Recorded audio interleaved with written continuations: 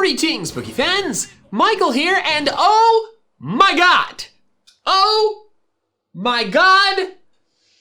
Oh my god! When they first announced this Pokemon Direct, I was like, okay, cool. Information about Pokemon Home. That's fine, we'll get to see the new features of it and probably get a release date. Chill. But then the Direct started by announcing a brand new mystery dungeon game that's a remake of the originals, and I honestly couldn't care less about this. I've never liked the games and I will not play this one. But then, they revealed something that vastly exceeded my expectations. Pokemon Sword and Shield DLC. This video will be one of my typical trailer analysis videos, which I was not expecting to get to do this time of year, so that's cool. But before I dive into the specifics, I do want to say up front, this is better than enhanced versions. The DLC looks like it's gonna have a hell of a lot more new content than Ultra Sun and Ultra Moon did, and it's only 30 bucks to tack it on to your existing save file rather than buying a whole new game and playing through basically the same story again. This is vastly superior, and if you think otherwise, you are out of your damn mind. But anyways, don't forget to subscribe to my channel so I can hit 1 million subs soon, and let's dive into my trailer analysis for the Pokemon Sword and Shield Expansion Pass. The DLC will have two parts: the Isle of Armor, which will release in June of this year, and the Crown Tundra, or as I like to sometimes call it, Tundra, which will release in the fall of this year. We don't have any more specific info about the release dates, but we do know that it's $30 for both DLC packs for one game version.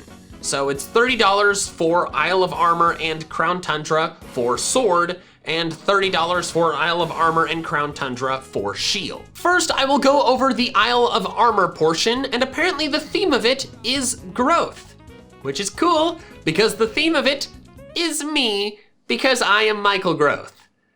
Yes, they are spelled differently, but that doesn't matter. It adds a brand new area to the game called, of course, the Isle of Armor. It's an island off the coast of the Galar region, which has a large variety of natural features, like caves, beaches, bogs, forests, and more. This area will be open world like the wild area is, and there will be raid dens all over it. The island houses a dojo run by a man named Mustard, who I sincerely hope has a brother named Ketchup.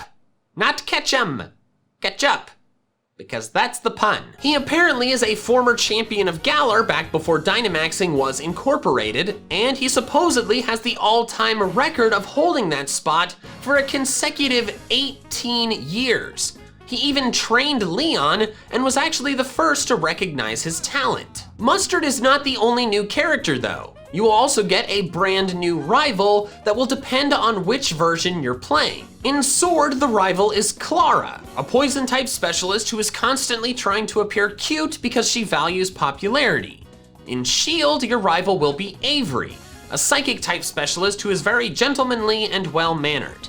Both of these rivals are training in the dojo alongside you so that they can one day have gyms and stadiums of their own for their particular types. Apparently there will also be other new interesting characters, but they haven't been revealed as of yet. The Isle of Armor will feature a lot of older Pokemon that previously were not available in Sword and Shield, like Talonflame, Dedenne, Volcarona, and many more. Apparently around 100. While these Pokemon will only be directly obtainable in-game by trainers who have purchased the expansion pass, they will be able to be obtained via other methods by everyone. As each segment of the expansion pass comes out, a free update will go out to all games, allowing any player to obtain these Pokemon via Pokemon Home transferring or by trading from someone who does have the expansion pass. So if you think these Pokemon are locked behind a paywall, they're technically not. Anyone can get them, it's just easier for trainers who have the expansion pass to get them. Both the Isle of Armor and the Crown Tundra will add new Pokedexes to your game. The Isle of Armor Pokedex and the Crown Tundra Pokedex. That way, as you're playing through these new areas and you catch these Pokemon that you couldn't catch before, you're getting new dex entries and getting to fill it out, which is really fun. Also, these Pokedexes are still distinctly different from the Galar Pokedex, so these aren't going to impact the VGC 2020 format at all, if you care about that. But it's not just old Pokemon coming back. First off, there are new regional variants. The Isle of Armor is apparently flooded with Galarian Slowpoke. It's a pure Psychic type Pokemon rather than Water Psychic. It's 3'11", 79.4 pounds, and has either Gluttony or Own Tempo as its two regular abilities. Apparently, Galarian Slowpoke changed due to consuming a large amount of Galarica seeds, which are used as an essential spice for cooking. Apparently, particles of the spice built up in their bodies, causing the changes that we see today. These spice particles apparently sometimes will stimulate Slowpoke's brain into thinking something tremendous, but then it immediately forgets it. They also confirmed the existence of Galarian Slowbro and Slowking, but we only got to see pieces of their designs. They did confirm, though, that Galarian Slowpoke can evolve into Galarian Slowbro via the use of an item found in the Isle of Armor, and then into Galarian Slowking via the use of an item in the Crown Tundra. In the meantime, though, you can actually get a Galarian Slowpoke in your game today. They've released a free patch, and if you go to Wedgehurst train station, you'll get to have a brief interaction with either Clara or Avery, depending on your game, and then get to battle and catch a level 12 Galarian Slowpoke. You won't be able to evolve it until the expansion pass comes out, but you can have it in the meantime. Also, while this Galarian Slowpoke is shiny locked, you can breed it in the daycare to get more, and those can be shiny. It turns a lovely bright yellow, so if you are interested in shiny hunting this Pokemon so you can evolve it later when the DLC comes out, go for it, you can. Galarian Slowpoke and Galarian Slowbro are the only new regional variants shown to be in the Isle of Armor. There are others that are shown to be in the Crown Tundra, but I'll discuss those later in the video. However, I still think we're going to get more new regional variants in the Isle of Armor, and the reason I think that is because of Clara's bow. Doesn't it look familiar to you? I had to think about it for a while, but then I realized that it looks just like the wings of a Dustox, but with different colors. It's a Pokemon not currently available in Sword and Shield, and therefore a candidate for getting an expansion pass Galarian form. And I think that's very possible. Now, to be fair, she could just use a regular Dustox because it is a poison type, if she uses a Dustox at all, and the color change could just be to fit with her outfit better.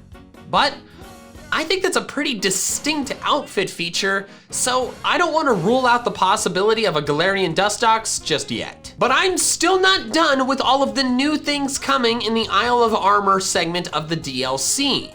We're also getting several new Gigantamax forms and some totally new Pokemon species. First, I'll talk about the two brand new species of legendary Pokemon featured in the story of the Isle of Armor. First is Kubfu, an adorable little angry fighting teddy bear. It's a pure fighting type, is 2 feet tall, weighs 26.5 pounds, has Inner Focus as its ability, and is the Wushu Pokemon. If you didn't know, Wushu is the term for Chinese martial arts. It's a Pokemon extremely dedicated to training, and it even has an organ that produces fighting energy in its abdomen, which it can activate with breathing techniques before a battle. They currently live in mountainous areas far away from Galar, but it once was a species that was native to Galar. Apparently, historical texts say this Pokemon used to explore uncharted lands alongside explorers of old, which suggests that Kubfu currently living in the faraway mountains may have descended from the Kubfu that lived in the Galar region. I really like Kubfu. I think it's really cute and just a lot of fun. But it's not the only new Pokemon in this DLC pass. There's also its evolution, Urshifu. Urshifu has 2 different forms, and which form your Kubfu evolves into will depend on choices made during your adventure. So they're not version exclusives. The first form is Urshifu Single Strike style. It's a fighting dark type, 6'3", 231.5 pounds, and has a new ability called Unseen Fist, but we don't currently know its effects. This form favors battling without holding anything back, and when enraged, it will mercilessly crush its opponents.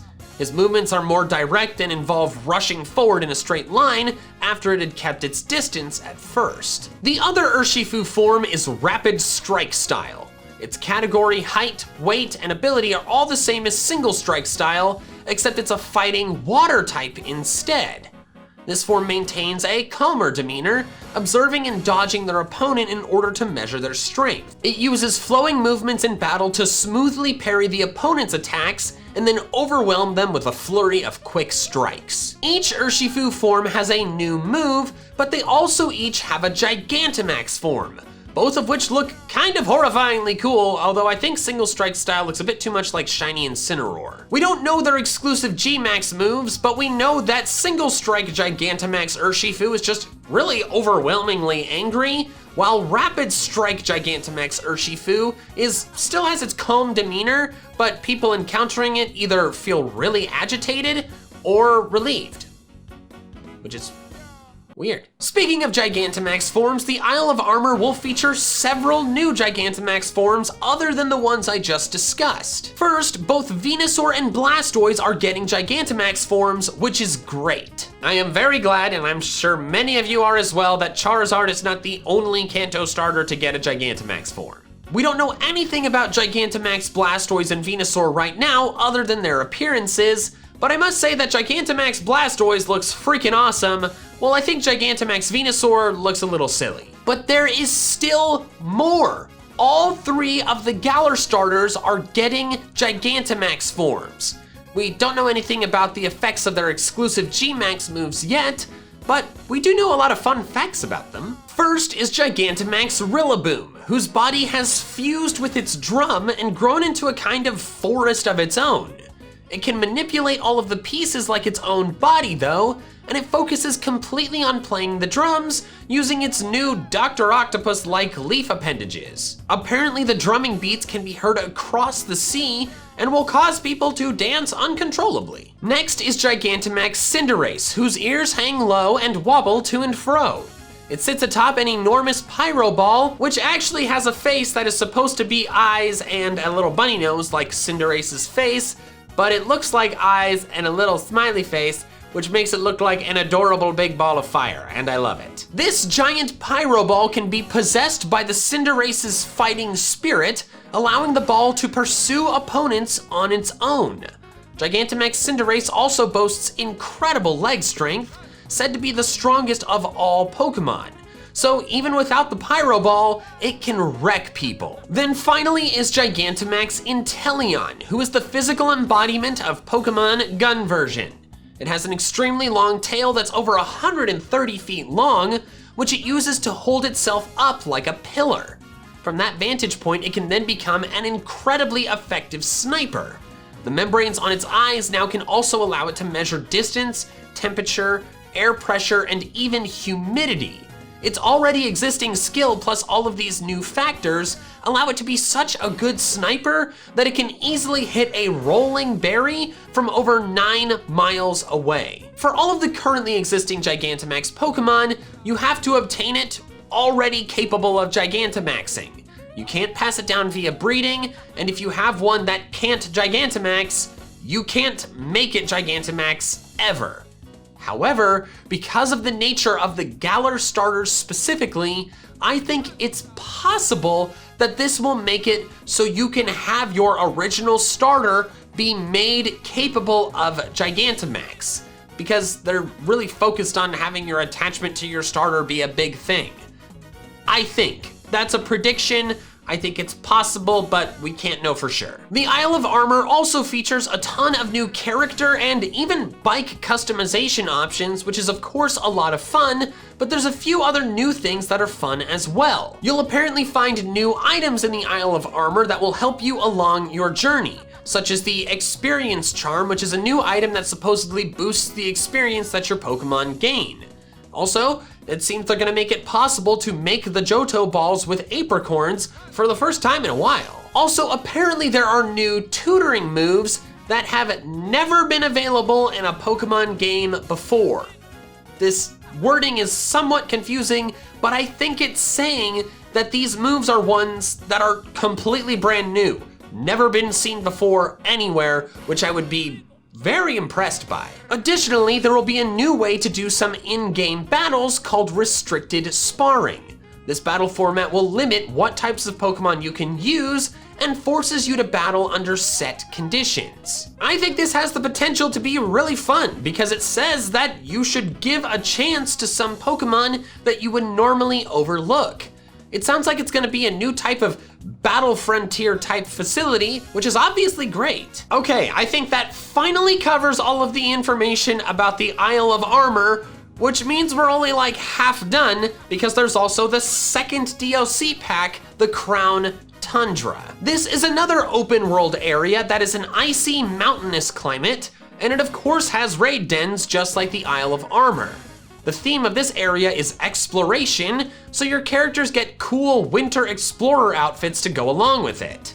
Apparently you are teaming up with this character, and while we don't have any more information about this guy, I am 100% certain that this is Raihan's dad. Like with the Isle of Armor, there will be another batch of old Pokemon now obtainable in this new area. And when this expansion portion comes out, there will be another update allowing people who don't have the expansion pass to get these Pokemon. The Crown Tundra seems to have a pretty heavy emphasis on the Regis. Each seems to have their own temple, but it's not just the original 3. Of course, Regigigas will probably show up at some point, but there are also 2 brand new Regis. One of them is clearly an electric type, I'm guessing called Regielektric, and the other seems to be a dragon type, probably called Regidrake or Regidraco or something like that. These 2 seem to share a temple that is split half and half. I do want to say, while I really like these new Regis, I also think they're kind of hilarious because the old ones are like, ah yes, materials from the Stone, Ice, and Iron Age, and now we've got this electric guy and this ball holding the pieces of a dragon head. I mean, like I said, I like them, but they don't make a whole lot of sense, at least as of now. But then they showed off the regional variants for the Kanto legendary birds, and I about lost my damn mind. They all look fantastic and far superior to their original forms. Articuno is now a lavender masked bird that shoots off ice shards from its glowing wings and apparently can also blast laser beams from its eyes? Are you kidding me? That's amazing! Zapdos was turned into some kind of flightless roadrunner, which looks way better than original Zapdos. It looks blindingly fast and really fearsome by fighting with its legs, and I love it. And then Moltres went from looking like a kinda goofy rubber chicken on fire to some epic dark phoenix looking bird. And I don't mean the X-Men character, I mean it literally looks like a phoenix that is like dark or somewhat evil, and it's awesome. Now let's talk about their typing. First off, it's clear to me that they're all keeping their original elemental typing. Moltres is still very clearly on fire, Articuno is still using ice, and Zapdos was shown sparking a bit. However, their secondary typing is harder to nail down. Moltres and Articuno can still very clearly fly, but Zapdos doesn't seem to be able to. You can see it on the ground in the art of the Crown Tundra, and like I said, it's a roadrunner, which is a flightless bird. What I think is possible and would be really cool is if their secondary typing formed a type triangle. So Moltres is fire dark, Articuno is ice psychic, and Zapdos is electric fighting.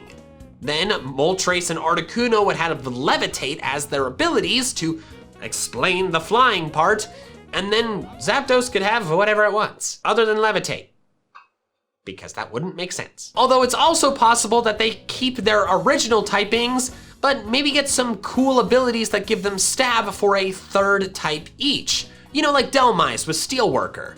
I don't know.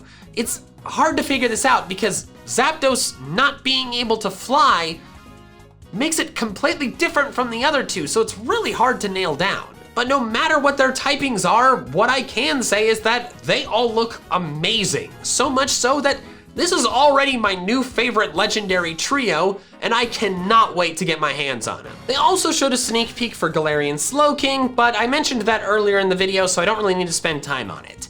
What they did show was the new legendary Pokemon that's the main focus of the Crown Tundra story, Calyrex, which is a name that sounds a lot cooler than this Pokemon looks. It's classified as the king Pokemon, is a psychic grass type, is 3'7", weighs 17 pounds, and has the ability Unnerve. Supposedly in ancient times it ruled over all of Galar, but now resides just in the Crown Tundra. Its every move is graceful and dignified, and it's also extremely intelligent, said to see every past, present, and future event. I personally think Calyrex looks kinda goofy, but what I can appreciate is its contrast with Urshifu. You've got one that's brains and one that's brawn. The Crown Tundra will also feature a new co-op mode that is like Max Raids, but not exactly. Apparently this will allow you to enter and explore raid dens rather than just getting a glimpse of them like in the normal games.